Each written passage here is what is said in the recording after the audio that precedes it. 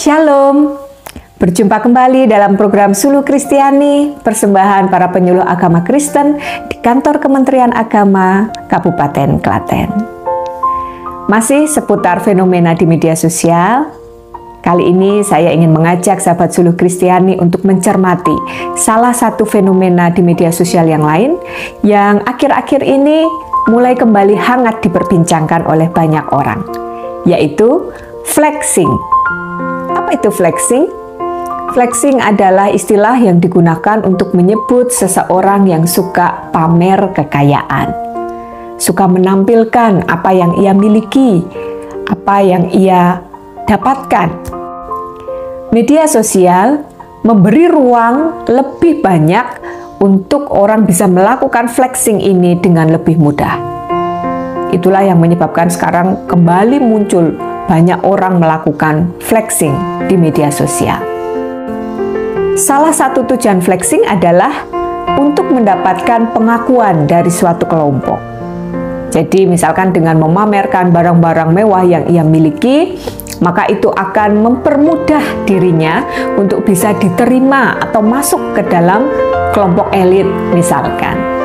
Nah, dari sini flexing menjadi indikasi bahwa seseorang itu sebenarnya sedang mengalami insecure atau ketidakpercayaan diri karena ia merasa kurang dihargai oleh orang lain. Sehingga ia berusaha sekuat tenaga menunjukkan bahwa ia patut dihargai, bahwa ia layak untuk diterima. Harapannya dengan flexing itu bisa menutupi kekurangan-kekurangan yang ia miliki dan bisa membuat orang lain terkesan kepadanya. Hal ini kemudian membuat flexing ini menjadi bersifat edik gitu. Menimbulkan kecanduan karena saking pengennya terus diakui supaya orang memperhatikan dia terus, maka ia terus berusaha untuk menampilkan properti-properti yang baru, properti-properti yang lebih banyak lagi. Nah, ini kemudian mengarah kepada sikap konsumtif. Di sisi lain, ada juga yang beranggapan bahwa flexing ini menunjukkan kurangnya empati seseorang kepada keadaan di sekitarnya. Apakah yang dilakukannya mengganggu atau apakah yang dilakukannya ini membuat orang tidak nyaman, itu tidak dipikirkan. Apalagi jika kenyataannya bahwa di sekitarnya itu masih banyak masyarakat yang kekurangan. Ini menimbulkan adanya kesenjangan yang besar dalam masyarakat antara yang suka pamer kekayaan dengan realita bahwa masih banyak orang-orang yang kekurangan. Kurangnya empati menjadi lebih jelas terlihat. Namun di sisi lain ada juga yang beranggapan bahwa flexing itu sebenarnya dibutuhkan juga pada kasus-kasus atau hal-hal tertentu. Misalkan dalam sebuah perusahaan, flexing ini sangat dibutuhkan dalam hal marketing. Perusahaan perlu menampilkan apa yang mereka miliki supaya ini menarik perhatian para konsumen. Demikian juga di bidang olahraga binaraga. Contohnya, flexing ini sangat dibutuhkan untuk menampilkan muscle atau otot, untuk menunjukkan seberapa otot yang terbentuk dari latihan-latihan yang sudah dilakukan.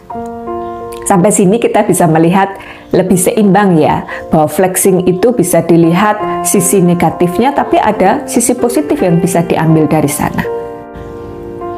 Salah seorang dosen psikologi dari UGM yang bernama Lu'luatul Cisanah juga mengatakan bahwa flexing ini bisa sesekali dilakukan untuk menunjukkan pencapaian seseorang.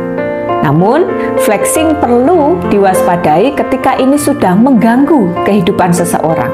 Misalnya, ketika ia tidak posting apa yang menjadi miliknya, tidak posting harta kekayaannya, kemudian timbul rasa gelisah, rasa cemas, takut. Nah, ini berarti flexing sudah menjadi dampak buruk bagi seseorang. Semua orang memang memiliki potensi untuk melakukan flexing, tetapi kedewasaan diri dan juga kemampuan seseorang dalam mengelola diri itu yang akan menentukan sejauh mana flexing itu akan mempengaruhi dirinya. Ada yang berkata, flexing itu sah-sah saja, wong ia juga menampilkan apa yang dia miliki, apa yang ia capai, hasil kerja kerasnya sendiri, bukan dari mengambil milik orang lain. Tentu itu tidak menjadi masalah, bukan? Ya, memang sah-sah saja, tetapi kita tentu harus lebih bijaksana ketika kita mau menampilkan atau melakukan sesuatu di dalam kehidupan kita.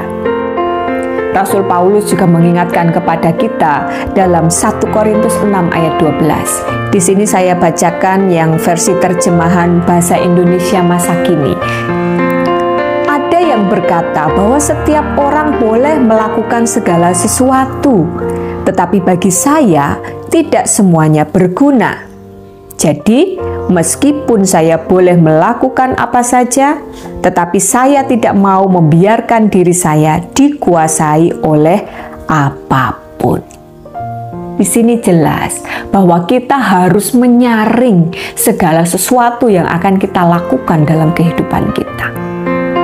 Pertanyaan, seberapa bergunakah itu ketika kita lakukan baik bagi diri sendiri maupun untuk orang lain, kiranya itu bisa menjadi filter yang ampuh bagi kita untuk menentukan secara bijaksana hal-hal yang akan kita tampilkan, hal-hal yang akan kita lakukan dalam kehidupan kita.